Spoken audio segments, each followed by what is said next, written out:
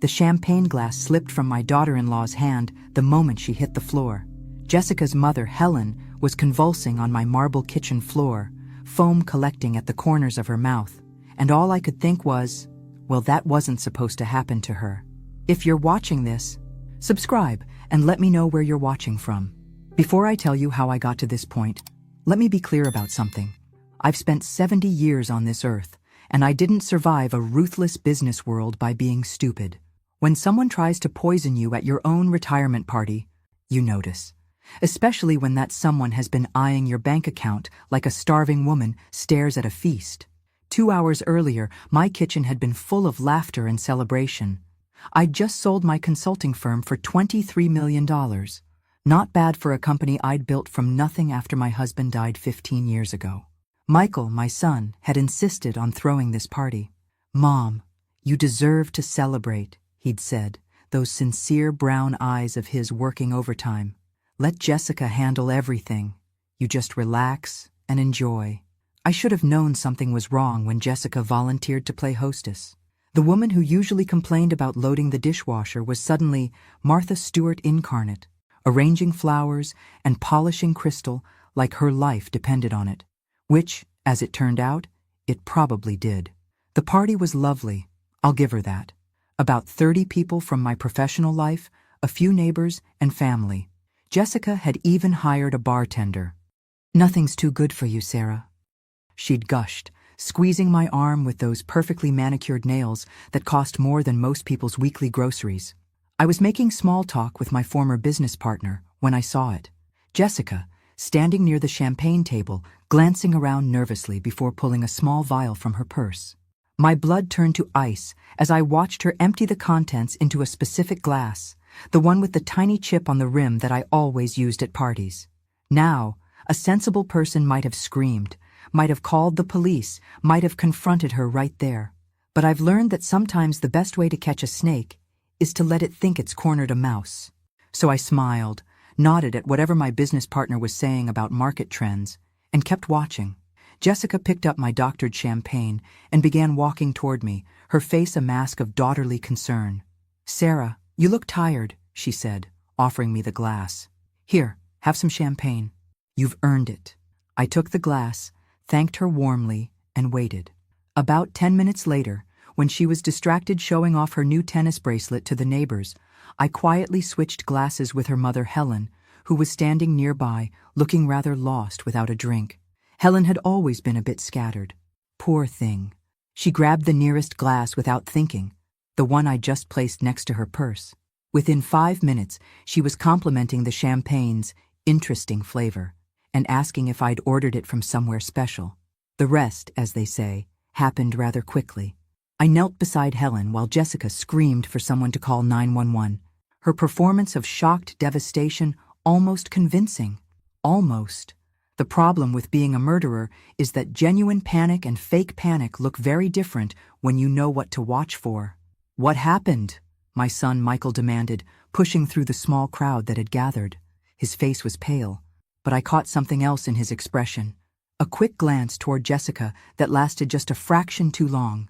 "I don't know," Jessica sobbed, clutching my arm. "She just collapsed. 1 minute she was fine, the next—" She gestured helplessly at her mother, who was now unconscious but still breathing. Thank God. The paramedics arrived within minutes. As they worked on Helen, loading her onto a stretcher, I found myself studying my son's face. 32 years of motherhood had taught me to read his moods like weather patterns. Right now, he looked like a man watching his carefully laid plans crumble in real time. "Which hospital?" I asked the lead paramedic. "St. Mary's. Are you family?" "Close friend," I said, glancing meaningfully at Jessica, who was too busy hyperventilating to notice. "I'll follow in my car." Michael stepped forward quickly. "Mom, you don't need to do that. We'll handle everything. You should stay here. Clean up from the party." How thoughtful. Keep the target at home while they figured out what went wrong with their little plan. "Nonsense," I said firmly. "Helen is practically family. I'm coming." I grabbed my purse and keys before anyone could argue. At the hospital, I made sure to stay close enough to overhear the medical staff's conversations. Helen's condition was listed as acute poisoning, cause unknown. The doctor mentioned something about plant alkaloids to the nurse, specific enough to make me think someone had done their homework on untraceable toxins. Jessica paced the waiting room, her designer heels clicking against the linoleum like a metronome counting down her anxiety. Michael sat rigidly in a plastic chair, his phone buzzing constantly with texts he seemed reluctant to answer. "This is just terrible," Jessica said for the 5th time. "Poor Mom. I can't understand how this happened." I patted her shoulder sympathetically. "These things are often mysterious, dear. I'm sure the doctors will figure it out." Then I added, almost casually, "You know, it's lucky she didn't drink much of that champagne. She only had a few sips before she collapsed." Jessica's step faltered almost imperceptibly. "Champagne? You think the champagne caused this?" "Oh, I'm sure it's nothing," I said with a dismissive wave. "Just an old woman's mind looking for patterns where there aren't any." But Jessica's face had gone a shade paler, and her hands were trembling slightly as she reached for her coffee. Michael was watching our conversation with the intensity of a hawk studying field mice. 3 hours later, a doctor emerged to tell us Helen was stable but would need to stay overnight for observation. The tests were inconclusive, he said, but whatever she'd ingested was slowly working its way out of her system. "Can we see her?" Jessica asked. "Family only, and she's sedated. Best to come back tomorrow." As we left the hospital, Michael walked me to my car. "Mom, maybe you should stay with us tonight, eh? After what happened, I'd feel better if you weren't alone." How considerate. Especially since Helen's little medical emergency had probably left them wondering if I suspected anything. The answer was yes. Absolutely I did.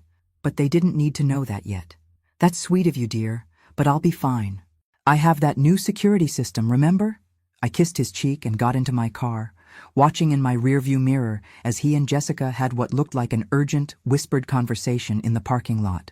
Back home, I poured myself a real glass of champagne, from a fresh bottle naturally, and settled into my study.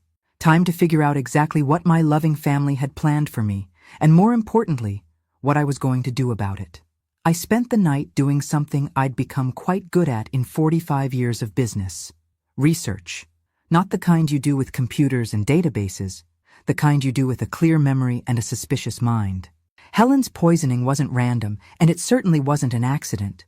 Someone had planned to kill me at my own party, probably hoping to make it look like a heart attack or stroke. At 70, those things happen. No one questions a successful woman's heart giving out from the stress of selling her life's work. But why? That was the $23 million question, wasn't it? I made coffee at 5 in the morning and sat at my kitchen table with a legal pad, writing down everything I knew about Michael and Jessica's financial situation. It wasn't pretty. Michael's architectural firm had been struggling since the recession, and Jessica's boutique jewelry business was more hobby than profit center. They lived well, too well for their actual income. Their mortgage on that ridiculous house in Westfield was 3 times what they could reasonably afford. The BMW and Mercedes in their driveway weren't paid for. Jessica's shopping habits alone could fund a small country's education budget. I'd help them, of course. What mother wouldn't? A few thousand here and there when Michael mentioned they were tight some months. The down payment on the house when Jessica cried about wanting to start a family in the right neighborhood. Private school tuition for Emma when they insisted public schools weren't good enough. Looking at my checkbook records, I'd given them nearly $200,000 over the past 5 years. Gifts, I'd called them. Investments in their happiness. Never loans. That would have been tacky. But now I was wondering if they'd seen those gifts differently. Less like motherly generosity and more like advance payments on an inheritance they couldn't wait to collect. The phone rang at 7:30. Jessica, calling to check on me. "Sarah, I couldn't sleep all night thinking about you," she said, her voice heavy with concern. "After what happened to Mom, I just worry that maybe there was something wrong with the food or drinks. You didn't feel sick at all, did you?" How thoughtful of her to check whether her poison had found its intended target. "Not at all, dear. I feel fine. Have you heard anything more about Helen? The doctors say she should be able to go home today. They think maybe she ate something that disagreed with her before the party. You know how she is with her medications. She probably took something on an empty stomach." Helen Peterson was many things, but careless with medication wasn't one of them. The woman organized her pills like a military operation, complete with labeled containers and smartphone reminders. That's such a relief, I said. I was worried it might have been something at the party. That would have been terrible. Oh no, definitely not, Jessica said quickly. The doctors were very clear it wasn't food poisoning, just one of those things. Interesting how quickly she wanted to shut down any investigation into what happened at my house. Almost as if she was worried someone might test the remaining champagne. After hanging up, I walked to my kitchen and looked at the bottle Jessica had opened for the party.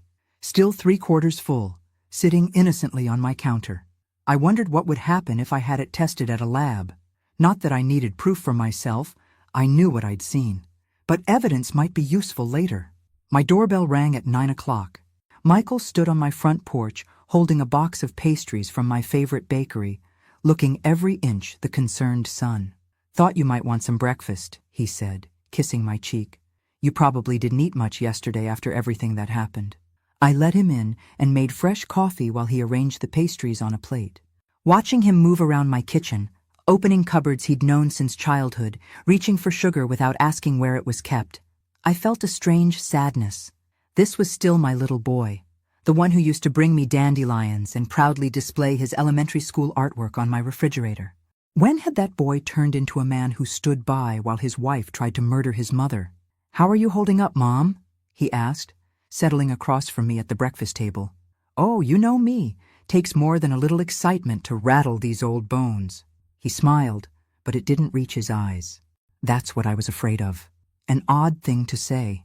I sipped my coffee and waited. "The thing is," Michael continued, picking at a Danish, "Jessica and I have been talking about your situation." "My situation? You're 70 years old, Mom, living alone in this big house, all that money from the sale." He gestured vaguely.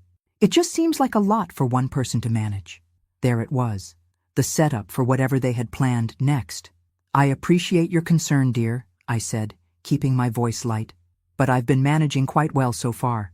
Michael leaned forward, his expression earnest. "Have you, though? I mean, yesterday's accident with Helen? What if that had been you? What if you'd collapsed, and no one found you for hours?" The audacity was breathtaking. He was using their failed murder attempt as an argument for why I needed their protection.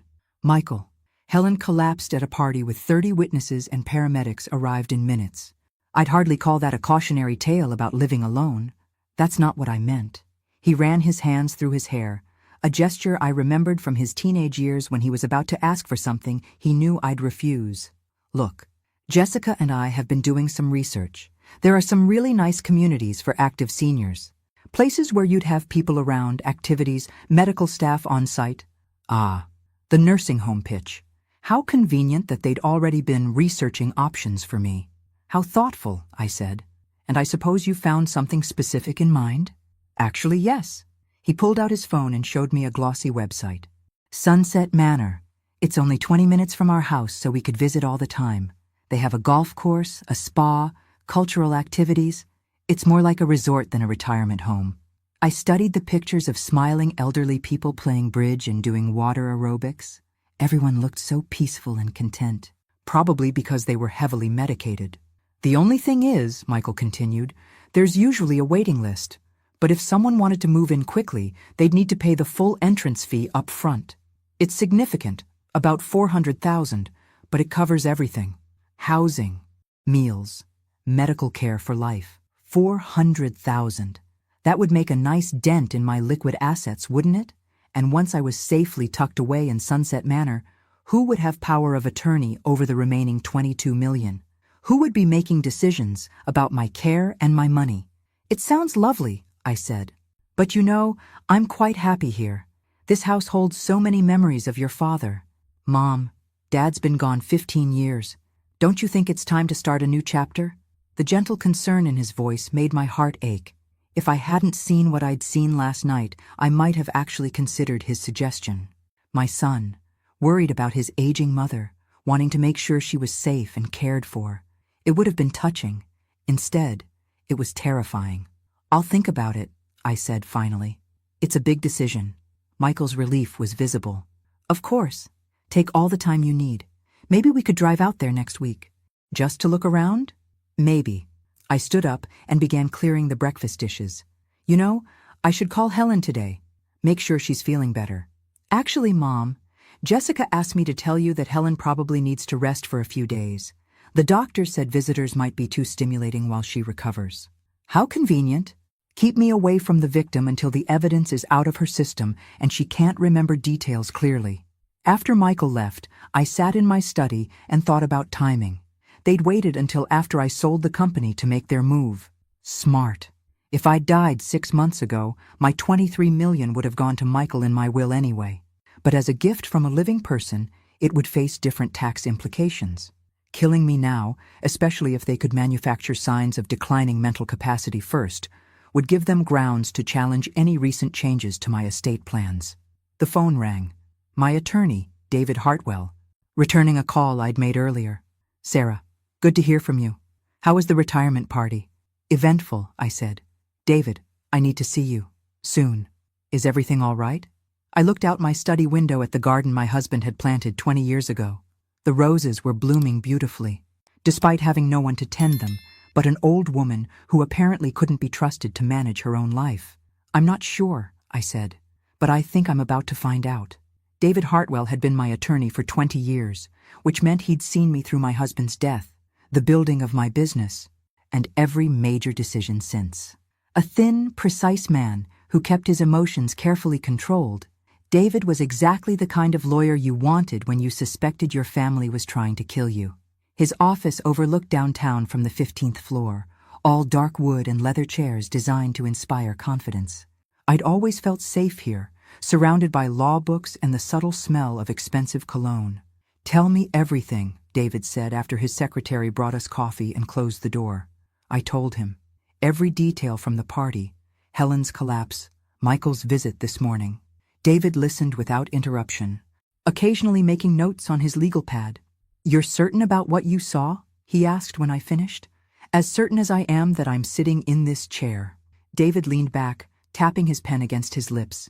The problem is proving intent. Jessica could claim she was adding something harmless to the champagne, a supplement, a flavoring, something personal. Without testing the remaining champagne, we have no evidence of attempted murder. Then let's test it. If we find poison, we have proof she attempted to kill someone. But we still can't prove she intended to kill you specifically. She could claim she was targeting her own mother for insurance money, or that it was meant for someone else entirely. I hadn't considered that angle. So even with proof of poisoning, they could escape a murder charge? Attempted murder, yes. But Sarah, there's something else we need to discuss. David's expression grew serious. If they're willing to kill you for your money, they might try other approaches first. Legal challenges to your competency, for instance. On what grounds? Your age, living alone, the stress of selling your business? If they can establish a pattern of declining judgment or mental capacity, they could petition for guardianship. Once they control your person, they control your assets. The nursing home suggestion suddenly made more sense. Get me isolated, surrounded by medical professionals who might be willing to document signs of confusion or dementia, especially if those professionals were being paid well for their observations. What do I need to do? David opened a file drawer and pulled out a thick folder. First, we document your current mental state. I'll arrange for you to be evaluated by a geriatric psychiatrist, someone who specializes in competency assessments for elderly clients. Get that on record immediately. And then? Then we get creative with your estate planning. David's smile was sharp. If Michael and Jessica want to play games with your money, let's make sure they're playing by your rules. We spent the next 2 hours going over options. Trust structures that would make it difficult for anyone to challenge my decisions. Medical directives that specified exactly who could and couldn't make healthcare decisions on my behalf. Financial arrangements that would trigger automatic audits if anyone attempted to access my accounts without proper authorization. There's one more thing, David said as I prepared to leave. Given what you've told me about last night, I think you should consider your personal safety. If they tried once, they'll try again, probably more carefully next time. I thought about Michael's suggestion that I stay with them last night. How convenient that would have been. A grieving widow, distraught over a friend's sudden illness, perhaps taking a sedative to help her sleep. So easy for an elderly woman to accidentally take too many pills. What do you recommend? Security cameras for starters, motion sensors, a panic button system. I can recommend a company that specializes in protection for high net worth individuals. High net worth individuals. That's what I was now, apparently. Rich enough to kill for. Driving home, I found myself studying every car in my rearview mirror, wondering if I was being followed. Paranoia. Probably. But as my husband used to say, you're not paranoid if they're really after you. My phone rang as I pulled into my garage. Jessica, her voice bright with artificial cheer. Sarah, I wanted to let you know Mom's home from the hospital. She's feeling much better, though she doesn't remember much about last night. The doctor said that's normal with this kind of incident. How perfectly convenient. I'm so glad she's all right. I'd love to visit her tomorrow. Oh, she's really not up for visitors yet. Maybe in a few days? I'll let you know. Of course, dear. Just tell her I'm thinking of her. After hanging up, I sat in my car for a long moment, looking at the house I'd called home for 30 years. My husband and I had bought it when Michael was 10, full of dreams about family dinners and holiday gatherings. The mortgage had been a stretch then, but we'd been young and optimistic, certain that everything would work out. Now it felt like a fortress under siege, but I'd been in business long enough to know that sometimes the best defense is a good offense. Time to show my family what a 70-year-old woman was really capable of. The security company arrived at 8 the next morning. 3 technicians in unmarked vans who spent the day installing cameras, motion detectors, and a panic button system that could summon police in under 3 minutes. I told the neighbors I'd been having problems with package theft, a believable enough story in any suburban neighborhood. By afternoon, my house was better protected than most jewelry stores. But the real security came from the envelope David's messenger delivered at 2 o'clock. My updated will, trust documents, and medical directives, all properly witnessed and notarized.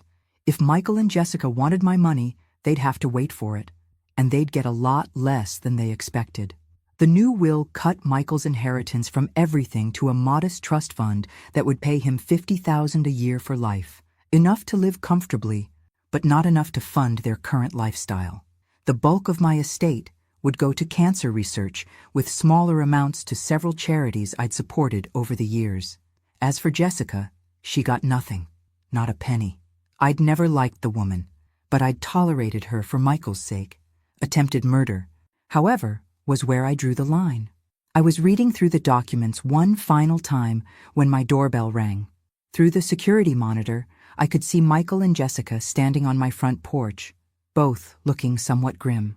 "Mom, we need to talk," Michael said when I opened the door. "Of course. Dear, come in." They settled in my living room, Jessica perched on the edge of the sofa like she might need to run at any moment. Michael looked around the room, his gaze lingering on the new security camera in the corner. "New camera?" he asked. "Package theft," I said smoothly. "You can't be too careful these days." Jessica cleared her throat. "Sarah, we've been thinking about what happened the other night, with Mom's accident." "Yes? Well, it's just that we feel terrible about having the party here. If something we brought caused her to get sick..." She trailed off, dabbing at her eyes with a tissue. I watched this performance with professional appreciation. Jessica had clearly been practicing. "I'm sure it wasn't anything you brought, dear. But what if it was?" Michael leaned forward. "What if there was something wrong with the champagne, or the food, or..." "Mom, I'd never forgive myself if we'd accidentally put you in danger." Here it came, the setup for whatever they'd planned next. "The point is," Jessica said, "we think it might be better if we took care of you for a while, just until we're sure you're safe." "Took care of me how?" "Well, you could stay with us," Michael said. "Just temporarily, until we figure out what happened the other night." I let the silence stretch, watching their faces. Michael looked genuinely worried. He'd always been good at convincing himself his motivations were pure. Jessica looked like a woman whose mortgage payment was overdue. "That's very thoughtful," I said finally, "but I'm perfectly safe here." "Are you, though?" Jessica's voice took on an edge. "You're 70 years old, Sarah, living alone. What if something happens and no one finds you for days?" The same argument Michael had made yesterday. They were working from a script. "What if you have a fall?" Michael added. "Or a heart attack? Mom, at your age, anything could happen." "At my age," as if 70 meant I was already dead and just hadn't noticed yet. "You know," I said thoughtfully, "you're absolutely right. Anything could happen at my age." That's exactly why I spent the day updating my will. The temperature in the room dropped about 10 degrees. Your will? Jessica's voice was carefully neutral. Oh yes. It's amazing how a brush with mortality, even someone else's, makes you think about these things. I realized my old will was terribly out of date. Michael's face had gone pale. What kind of updates? I smiled at him. The same smile I'd used when he was 8 years old and I'd caught him lying about breaking my favorite vase. Oh, just some minor adjustments to reflect my current priorities. You know how these things go. The silence that followed was deafening. I could practically hear their minds racing, trying to figure out how badly their plans had just been disrupted. Well, Jessica said finally, her voice tight. I'm sure whatever you decided was for the best. I think so too, dear. They left shortly after, promising to check on me soon. I watched from my security monitor as they sat in their car in my driveway for 10 minutes, having what looked like a very intense conversation. Then Jessica made a phone call. I couldn't hear what she was saying, but I could see her gesturing angrily. Michael kept trying to take the phone away from her, and she kept pushing his hand aside. When they finally drove away, I poured myself a glass of wine and settled into my favorite chair. Tomorrow, I would implement phase 2 of my plan. But tonight, I was going to enjoy the first peaceful evening I'd had in days. After all, there's something deeply satisfying about watching your enemies realize they've underestimated you. The game was just beginning, and I'd been playing it a lot longer than they had. The next morning brought a visitor I wasn't expecting. Helen Peterson stood on my doorstep, looking pale but determined, clutching a small purse like a lifeline. Sarah, I need to talk to you, she said without preamble. It's about the other night. I invited her in and made tea, studying her face for signs of the poisoning. She looked tired but alert, certainly more coherent than her daughter would have liked me to believe. Jessica told me I had some kind of reaction to medication, Helen said, settling into my living room chair. But Sarah, I don't take any medications except vitamins, haven't for years. Interesting. What do you remember about the party? Everything, until I started feeling dizzy. I remember the champagne tasting strange, bitter, almost metallic. And I remember seeing Jessica near the drinks table earlier, doing something with a small bottle. My pulse quickened. What kind of bottle? Like an eyedropper bottle, the kind you'd use for essential oils or other things. Helen's hands shook slightly as she set down her teacup. Sarah, I think my daughter tried to poison you. Why would you think that? Helen's laugh was bitter. Because she's been talking about your money for months, how unfair it is that you have so much and they struggle, how much easier their lives would be if something happened to you. The pieces were falling into place. Has she said anything specific? Last month, she asked me if I thought you'd updated your will recently. She seemed very concerned about Michael's inheritance. Helen met my eyes. Sarah, I think they've been planning this for a while. I made a decision. Helen deserved to know what her daughter had tried to do, and I needed an ally who'd witnessed their behavior firsthand. Helen, I saw Jessica put something in my champagne glass. I switched our drinks deliberately. The color drained from her face. She tried to kill you. And I almost died instead. Yes. We sat in silence for a moment, processing the magnitude of what had happened. What are you going to do? Helen asked finally. I'm going to give them exactly what they want, I said. Just not the way they expect to get it. Helen raised an eyebrow. What does that mean? It means your daughter and my son are about to learn that some games have higher stakes than they realized. After Helen left, I made a phone call to an old business contact. Patricia Williams ran a private investigation firm that specialized in corporate espionage and background checks. We'd worked together several times over the years when I needed information about potential business partners. Sarah Wilson. Patricia's voice was warm through the phone. I heard about your sale. Congratulations. Thank you. Patricia, I need a favor. A personal one. What kind of favor? I need to know everything about my son's finances. Bank accounts, credit cards, loans, investments, everything. There was a pause. Sarah, are you sure? Sometimes family information can be uncomfortable. I'm sure. Give me 48 hours. While Patricia worked her magic, I implemented the next phase of my plan. I called Michael and asked him to meet me for lunch at our old restaurant, the place we'd celebrated his graduation from architecture school, his wedding, Emma's birth. He arrived looking nervous, constantly checking his phone. "How are you feeling, Mom? You sounded upset when you called." "I've been thinking about what you and Jessica said, about my safety, about planning for the future." His face brightened. "And?" "I think you're right. I think it's time to make some changes." Michael leaned forward eagerly. "What kind of changes?" "Well, I've been looking into Sunset Manor, the place you mentioned. I called them this morning." "That's wonderful, Mom. I think you'll really like it there. They do have an opening, but it needs to be filled quickly. Someone else is interested in the same unit." "How quickly?" "Next week. I'd need to pay the entrance fee by Friday to secure it." Michael's excitement was palpable. "That's not a problem, is it? You have the money from the sale." "Of course I do. It's just, well, it's a big step. I thought maybe you and Jessica could help me with the paperwork. Make sure I'm making the right decision." "Absolutely. We'd be happy to help." I smiled at my son, memorizing his face. In a few days, that eager expression would change to something very different. "There's just one thing," I added casually. "The facility requires all residents to have a power of attorney on file. Someone to make decisions if they become unable to. I was hoping you'd be willing to take that on." "Of course, Mom. Whatever you need." "Perfect." Michael thought he was maneuvering me into giving him control of my money. Instead, he was walking directly into my trap. Patricia called Thursday morning with her report. I listened in growing amazement as she detailed Michael and Jessica's financial situation. It was worse than I'd imagined. "They're leveraged to the hilt," Patricia said. "The house has been refinanced 3 times. They have 2 mortgages, plus a home equity line of credit that's maxed out. Credit card debt exceeding $80,000. How have they been making payments?" "Barely.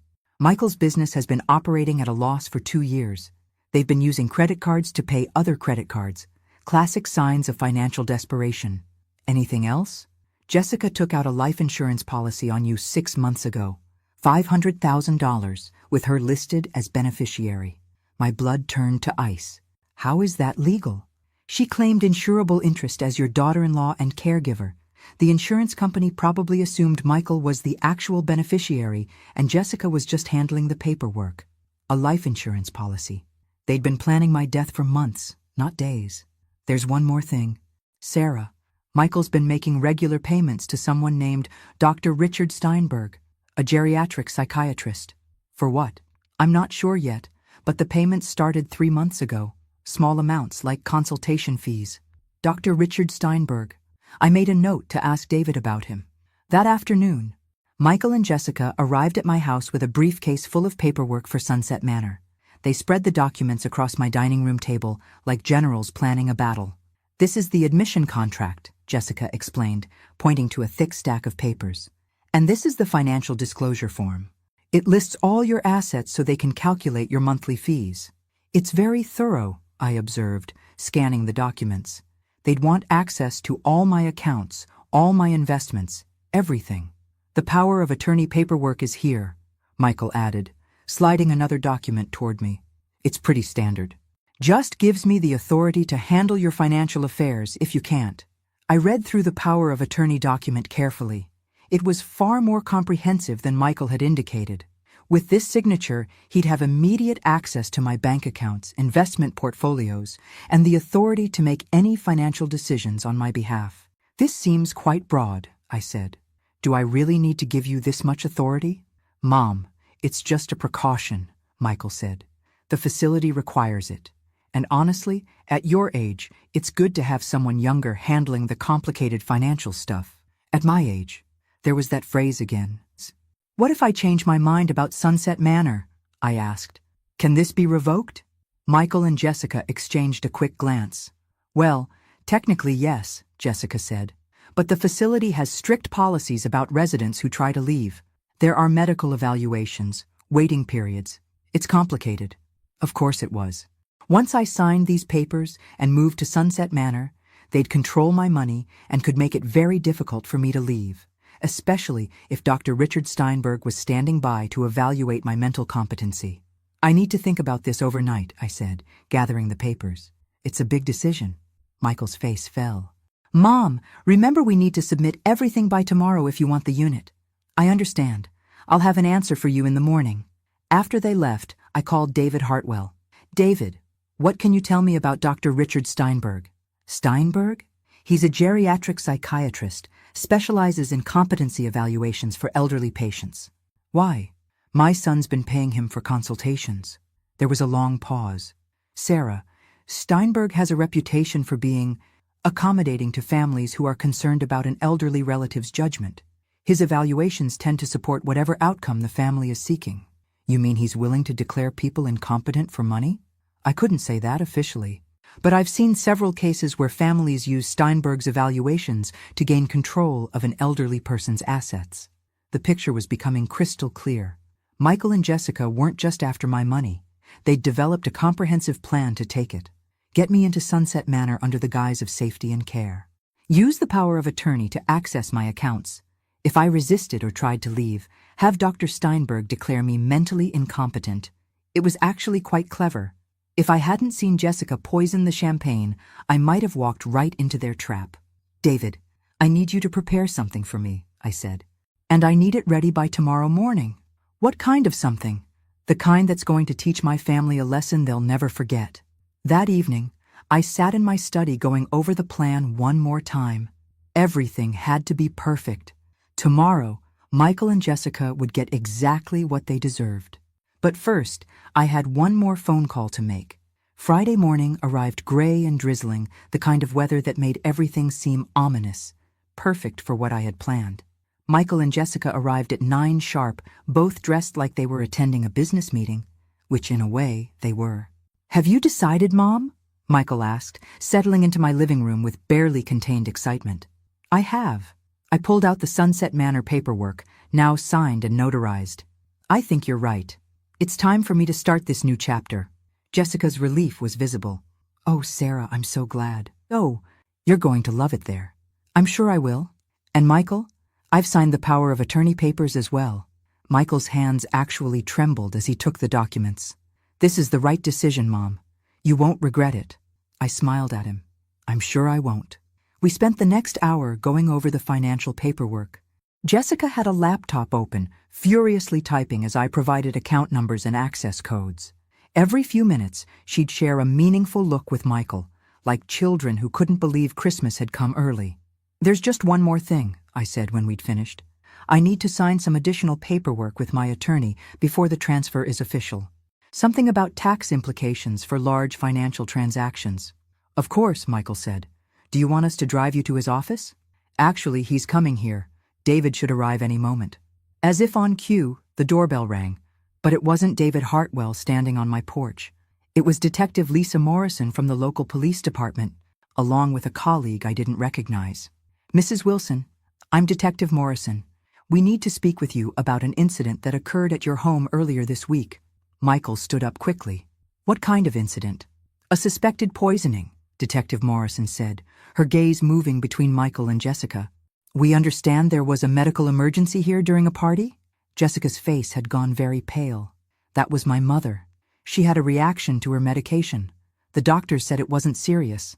Actually, Mrs. Wilson, that's not what the hospital reported. Detective Morrison pulled out a notebook. The toxicology results show your mother ingested a concentrated amount of oleander extract. That's not a medication. It's a deadly poison. The silence in my living room was deafening. We also had the remaining champagne from that evening tested, the detective continued. The bottle that was opened for the party contained the same oleander extract. Someone deliberately poisoned that champagne.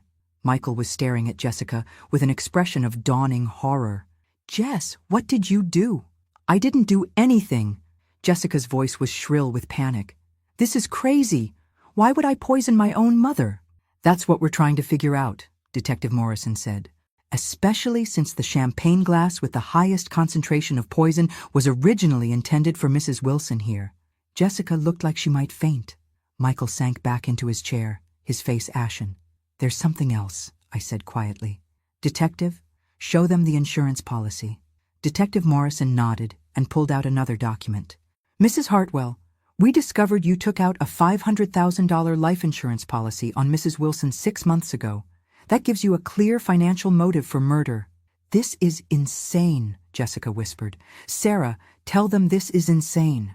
I looked at my daughter-in-law, this woman who'd pretended to care about me while planning my death. I saw you put the poison in my champagne glass, Jessica. I switched our drinks deliberately. Michael's head snapped up. You knew? You knew she was trying to poison you? I've known for days.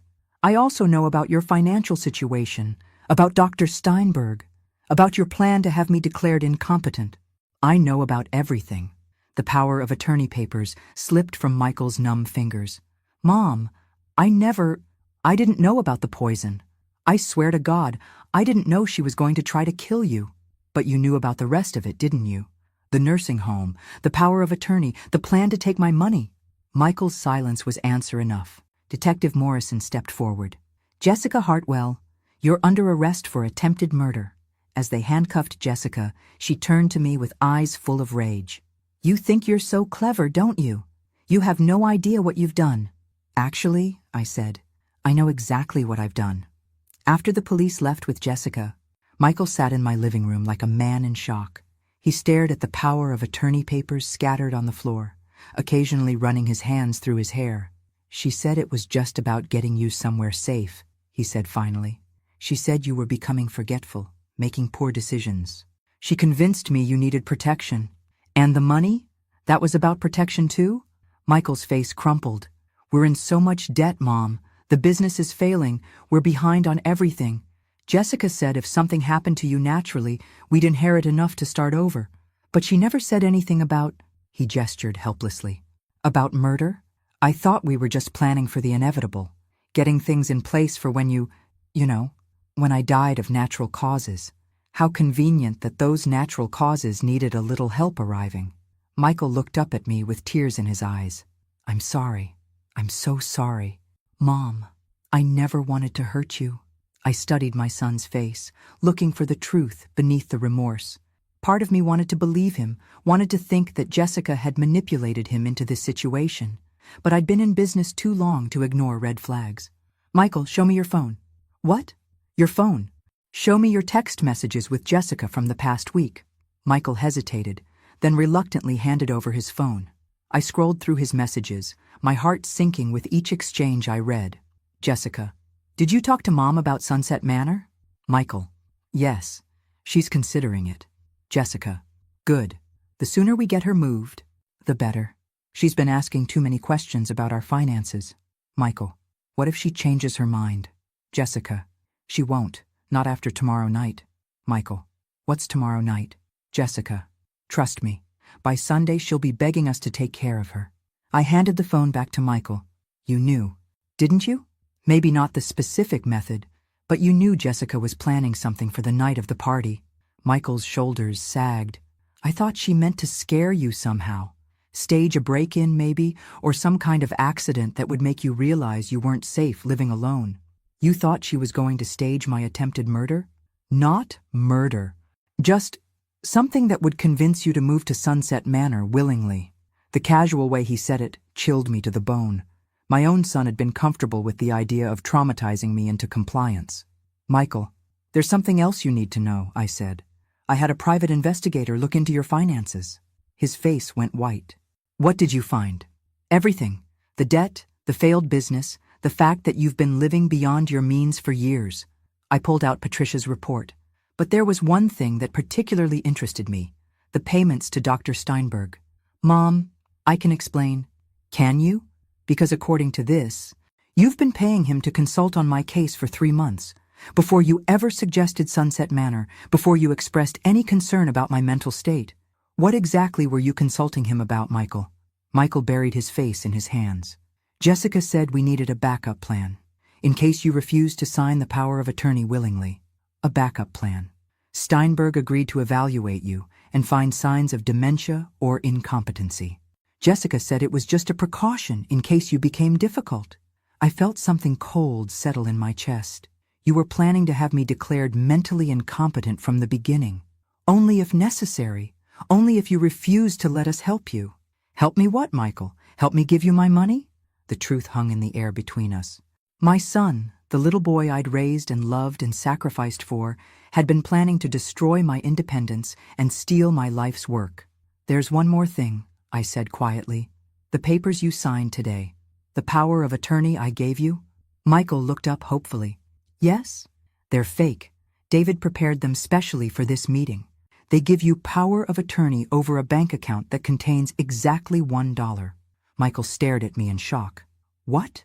My real money is safely protected in trusts you can't touch. The will you're so worried about? It leaves you a modest annual income and nothing more. And if you're convicted of conspiracy in Jessica's murder plot, even that goes away. Michael's face crumpled. You've destroyed my life. No, Michael. You destroyed your own life. I just made sure you couldn't destroy mine in the process. As I watched my son sit there in ruins, I felt something I hadn't expected. Not satisfaction, not vindication, just a deep, bone-weary sadness for the man he'd chosen to become. 3 months later, I sat in my garden watching the roses bloom, thinking about endings and beginnings. Jessica had been sentenced to 15 years for attempted murder.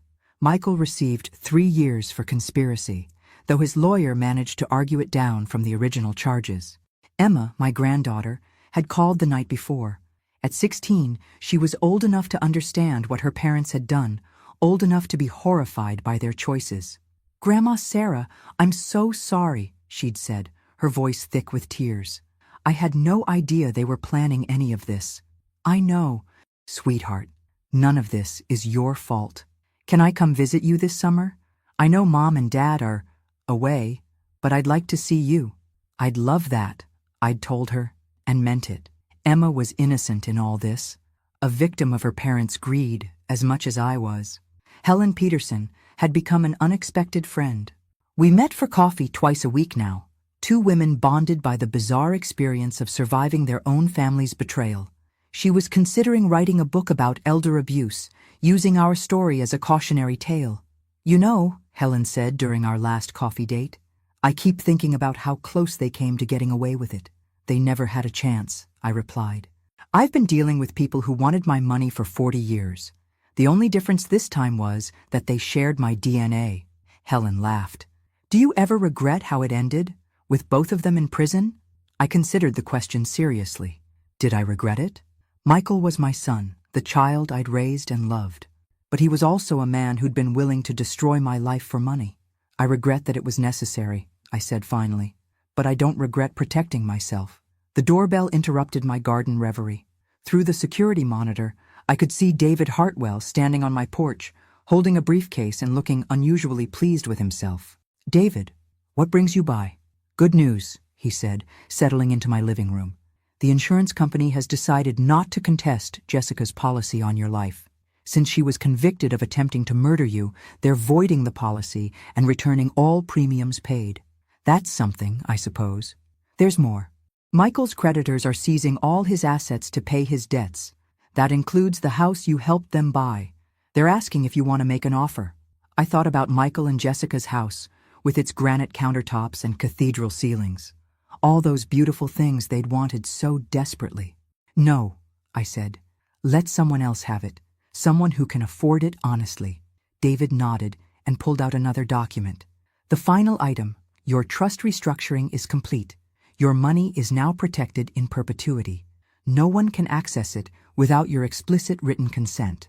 And if anyone attempts to have you declared incompetent, the trust automatically transfers to charity. Thank you, David, for everything."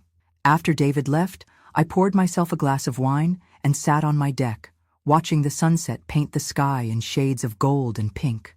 At 70, I'd learned that money brings out both the best and worst in people. Unfortunately, it had brought out the worst in my own family. But I'd also learned something else. I was stronger than I'd given myself credit for.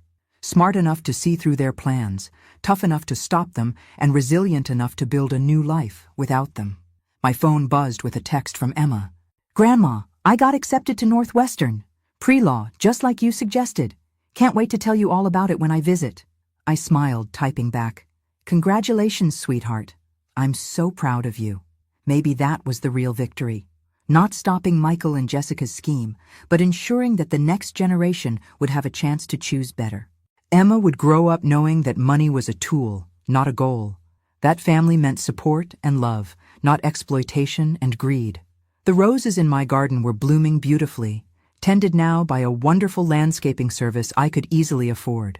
The house felt peaceful, protected by security systems and legal documents that ensured my independence. I'd started this story talking about a failed poisoning at my retirement party, but really, it was about something much more important, the difference between being old and being powerless.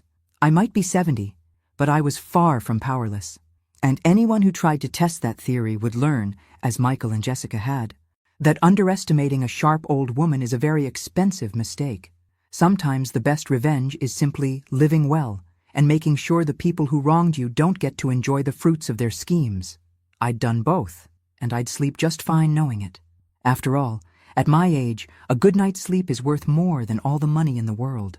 The fact that I had both was just a bonus. Thanks for listening. Don't forget to subscribe and feel free to share your story in the comments. Your voice matters.